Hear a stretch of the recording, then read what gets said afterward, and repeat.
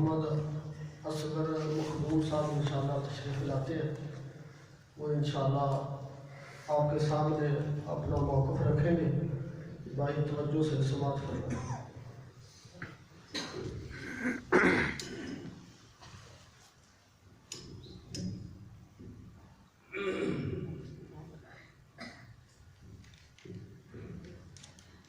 السلام علیکم ورحمۃ اللہ وبرکاتہ.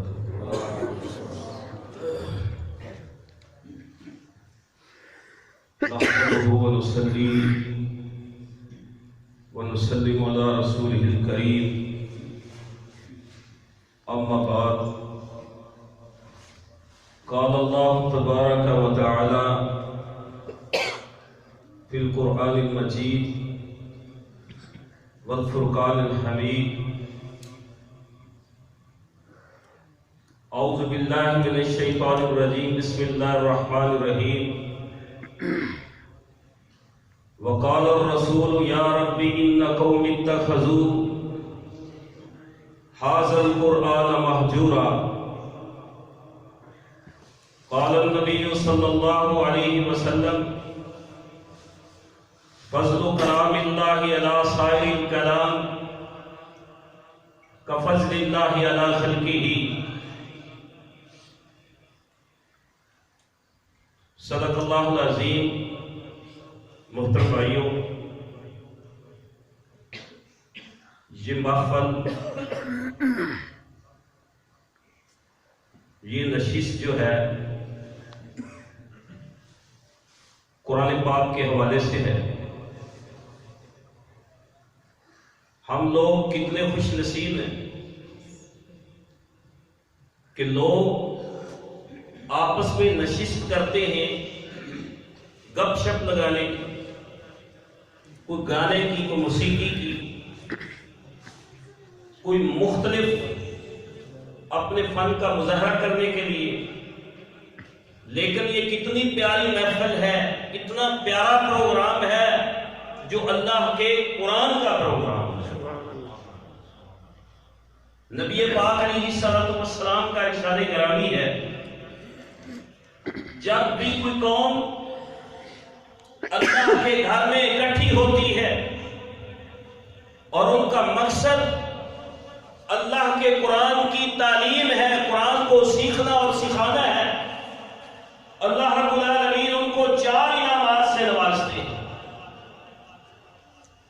پہلا انعام یہ ہے غشیتہم الرحمہ، رب کریم کی رحمت جو ہے ان تمام کو جو اس محفل کے اندر شریک ہوتے ہیں ڈھانپ دیتی ہے. سبحان اللہ. اور دوسرا انعام ان کا یہ ہے وَحَفَّتْهُمُ الْمَلَائِکَةُ،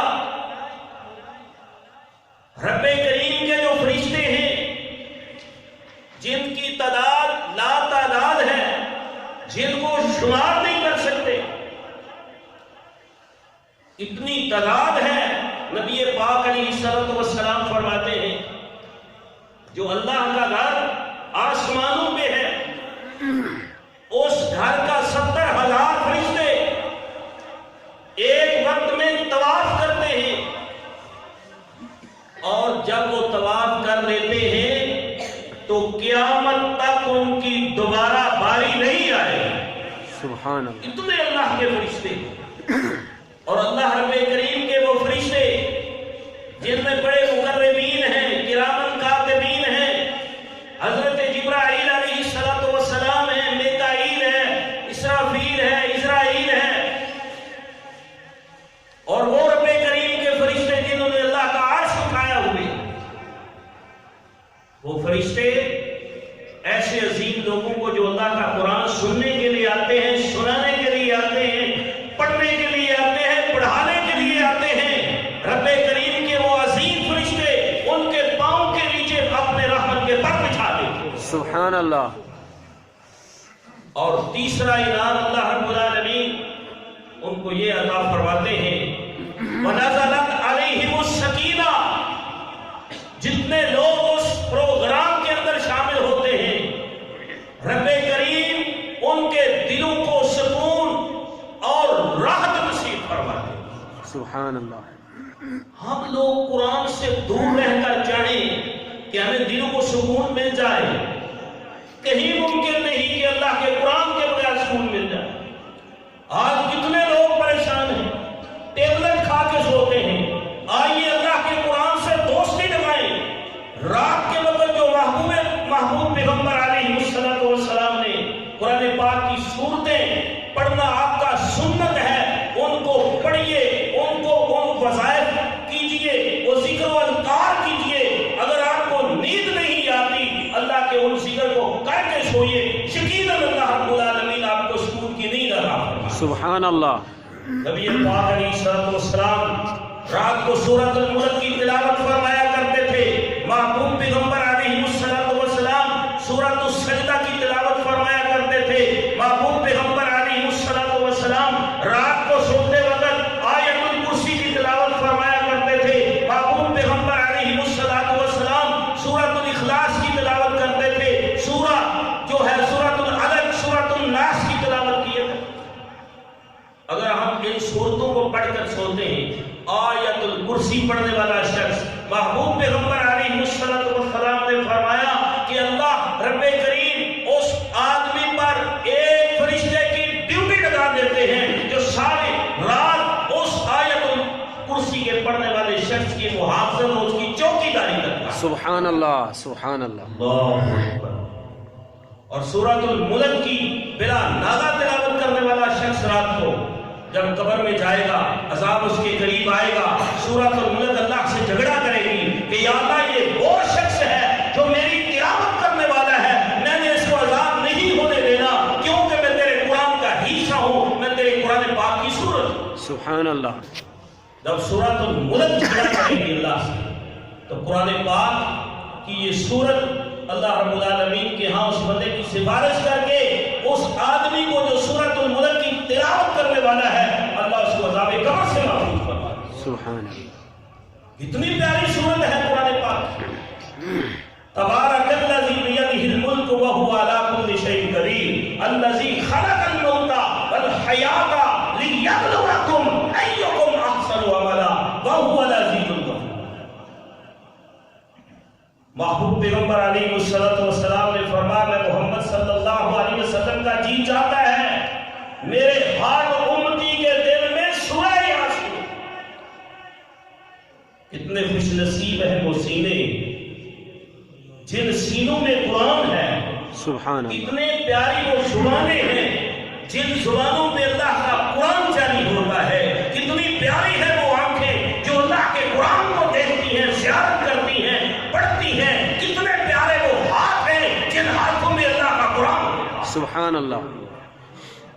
اور کتنے وہ گھر پیارے جن کے گھروں میں فجر کے وقت نماز کے بعد پورا گھرانہ قرآن پاک کی تلاوت کر رہا ہوتا ہے. ان گھروں پہ اللہ کی رحمتیں نازل ہوتی. آج ہماری کیا صورت ہے؟ ہم قرآن پاک سے بڑے دور ہیں. جس مقام پہ قرآن پڑھا جاتا ہے، اللہ کے گھروں میں پڑھا جاتا ہے، ان پہ اللہ کے انعامات ہوتے ہیں کہ اللہ کے رحمت کے فرشتے ان کو گھیر لیتے ہیں. اور چوتھا انعام محبوب پیغمبر علیہ السلام نے فرمایا کہ یہ اللہ انعام اس کو دیتے ہیں جو لوگ قرآن پاک سے منسلک ہوتے ہیں، قرآن پاک کو پڑھتے ہیں، پڑھاتے ہیں، سیکھتے ہیں، سکھاتے ہیں. جتنے لوگ اس پروگرام کے اندر شامل ہوتے ہیں ان تمام کا فرشتے جو ہیں اللہ کے ہاں ذکر کرتے ہیں. پھر اللہ ان تمام لوگوں کا اپنے فرشتوں کے اندر ذکر کرتے ہیں کہ اس قرآن پاک کی محفل میں اتنے لوگ شریک. کتنے خوش نصیب ہیں جن کا ذکر اللہ، جن کا نام اللہ اپنے عرش پہ لیتا ہے، مقربین فرشتوں کے اندر لیتا ہے. اگر ہم میں سے کوئی کسی کو یہ کہے کہ جناب آپ کا صدر اور وزیر اعظم صاحب آپ کا ذکر کر رہے تھے، آپ کا تذکرہ کر رہے تھے، کتنے خوش ہوتے ہیں. تو جس کا ذکر جو ہے اللہ رب کریم جو ہے اپنے مقربین فرشتوں میں کرے، اس کا کتنا بڑا اعزاز اور اس کی کتنی بڑی سعادت کی اس کی بات. سبحان اللہ. اللہ. آئیے قرآن پاک سے منسلک ہو جائیں. ایک دن محبوب پیغمبر علیہ السلام اللہ رب العالمین نے وہی نازل فرمائی، محبوب جی آپ اپنے صحابی حضرت ابی بن کعب رضی اللہ تعالیٰ عنہ کو بلائیے اور ان سے ذرا سورۃ البینہ کی تلاوت سماعت۔ سبحان اللہ۔ اللہ کے نبی نے پیغام بھیجا، حضرت ابی بن کعب رضی اللہ تعالیٰ عنہ، ابی بن کعب قرآن کے عظیم قاری تھے۔ محبوب پیغمبر علیہ السلام نے ایک دن پوچھا، ابی بن کعب مجھے یہ بتائیں قرآن پاک کی سب سے عظیم آیت کون سی؟ آپ خاموش رہے۔ پھر دوسری دفعہ محبوب پیغمبر علیہ السلام نے سوال کیا، فرمایا ابی بن کعب قرآن پاک کی سب سے عظیم آیت کون سی؟ حضرت محمد رسول اللہ صلی اللہ علیہ وسلم کو آپ کے شاگرد رشید صحابی رسول حضرت ابی بن کعب قرآن کے طالب علم جو ہیں انہوں نے جواب دیا، محبوب جی قرآن پاک کی سب سے عظیم آیت آیت الکرسی۔ سبحان اللہ۔ تو نبی پاک علیہ السلام بڑے خوش ہوئے، فرمایا ابی بن کعب تجھے تمہارا علم مبارک ہو، مبارک ہو تجھے تمہارا علم مبارک۔ کتنی بڑی سعادت کی بات۔ تو حضرت ابی بن کعب کو جب نبی پاک علیہ السلام نے بلایا، فرمایا حضور جی کیا حکم ہے؟ فرمایا میرے رب کریم نے مجھے یہ حکم دیا ہے ابی بن کعب کو بلایا جائے اور ان سے سورۃ البینات محبوب جی آپ سنیں، آپ سنیں۔ حضرت ابی بن کعب جب تشریف لائے، فرمایا محبوب جی میرے رب کو اس کا مطلب ہے، علم ہے رب کریم کو، جو تمہارا شاگرد، جو تمہارا صحابی حضرت ابی بن کعب رضی اللہ تعالی عنہ ہے، وہ قرآن کے بہت بڑے قاری ہیں، ان کو بڑا قرآن آتا ہے۔ میں ابی زمین پہ چلتا ہوں، عرش والے کو عرش پہ میرا پتہ ہے کہ ابی بن کعب کو بڑا قرآن پاک۔ اللہ خوشی سے آنسو بہنے لگے۔ محبوب جی عرش والے کو میرا نام کیا ہے، تو ابی بن کعب سے قرآن پاک سنو۔ سبحان اللہ۔ ساتھ قرآن پاک پڑھتے جا رہے ہیں، آنکھوں سے آنسو بہاتے جا رہے ہیں۔ لم یکن الذین کفروا من اہل الکتاب، اللہ اللہ۔ ابی بن کعب کتنے خوش نصیب صحابی کہ جن کا نام عرش والے نے عرش دیا، محبوب نے بلا کر ان سے قرآن پاک۔ سبحان اللہ۔ اتنی بڑی سعادت کی بات ہے بھائیو۔ قرآن سے اپنا رشتہ جوڑیے، قرآن کو اپنا راس المال سمجھیے۔ ابو بکر نے ابو بکر رہنا تھا، قرآن سے نسبت جوڑی، میرے رب نے صدیق بنا دیا۔ عمر نے عمر رہنا تھا، لیکن جب قرآن سے نسبت اور رشتہ جوڑا، میرے رب نے فاروق اعظم بنا دیا۔ عثمان نے عثمان رہنا تھا، لیکن جب قرآن سے رشتہ جوڑا، رب کریم نے ذوالنورین بنا دیا۔ علی نے علی رہنا تھا، لیکن جب قرآن سے رشتہ جوڑا، میرے رب کریم نے حیدر کرار، اسداللہ غالب، فاتح خیبر، شیر خدا بنا دیا۔ عبداللہ نے عبداللہ رہنا تھا، لیکن جب قرآن سے نسبت جوڑی، میرے رب کریم نے عبداللہ کو مفسر قرآن بنا دیا۔ حضرت ابو ہریرہ نے ابو ہریرہ رہنا تھا، لیکن جب قرآن سے رشتہ جوڑا، میرے رب کریم نے حضرت ابو ہریرہ کو حافظ الحدیث بنا دیا۔ سبحان اللہ۔ قرآن کی عظمت ہے، میرا کیا مقام ہے، لیکن مصلی پہ کھڑے ہونے والا جس کے سینے میں قرآن ہے، اس کو اللہ نے مصلح مصطفیٰ عطا کر دیا۔ جس کے سینے میں قرآن ہے، اللہ رب کریم نے اس کو ممبر رسول عطا فرما دیا۔ قرآن کا قاری بن گیا، قرآن کا حافظ بن گیا۔ دنیا میں بھی اللہ نے عزت دی، اور قیامت کا دن ہوگا قرآن کا قاری اللہ اس کے لیے جنت کا دروازہ کھول دیں گے، فرمائیں گے اے قرآن کے قاری اقرا ورتقِ ورتل کما کنت ترتل فی الدنیا۔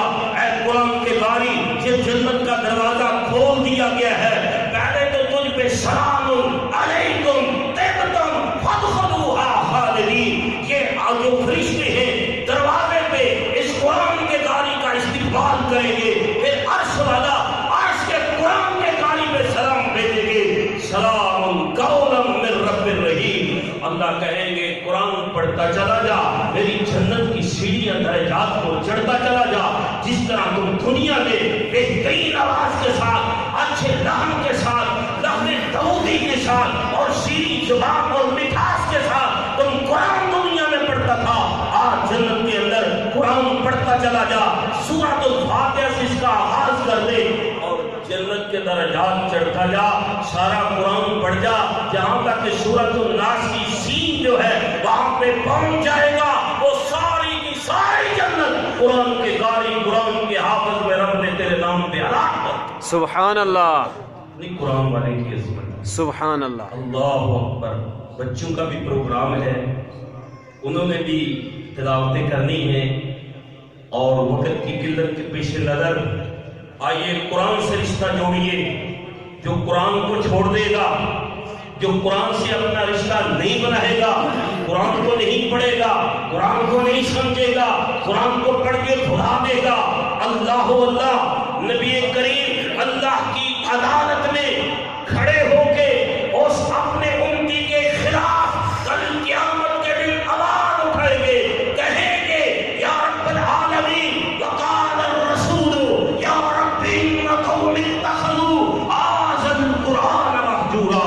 اے میرے رب کریم، یہ وہ میرا امتی ہے جس نے قرآن کو چھوڑ دیا تھا، قرآن سے اس کا کوئی رشتہ نہیں تھا، نسبت نہیں تھی، نہ پڑھتا تھا، نہ سمجھتا تھا، نہ اس پہ عمل کرتا تھا۔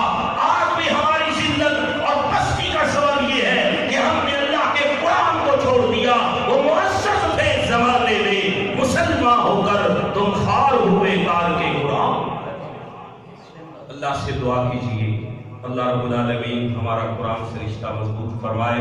یہ جو بچے قرآن پڑھتے ہیں اللہ ان کا شرح صدر فرمائے، جو محنتیں کر رہے ہیں اللہ ان کی محنتیں قبول فرمائے، جو معاملین تعاون کر رہے ہیں اللہ ان کے تعاون کو قبول فرمائے، جو قراء حفاظ محنتیں کرتے ہیں اللہ ان کی محنتوں کو قبول فرمائے، جو ایسے روحانی ایمانی قرآن پاک کے مقابلے کرواتے ہیں، بچوں کی حوصلہ افزائی کرتے ہیں، ان کی انکریجمنٹ کرتے ہیں، اللہ تو ان کی دنیاوی عزت کو بلند فرما دے، اللہ کل قیامت کے دن بھی ان کو عزتیں عطا فرما، اللہ ہمارا قرآن سے رشتہ مضبوط فرما، اللہ قرآن پاک پہ ہمیں عمل کرنے کی توفیق عطا فرما۔ آمین۔ وعلینا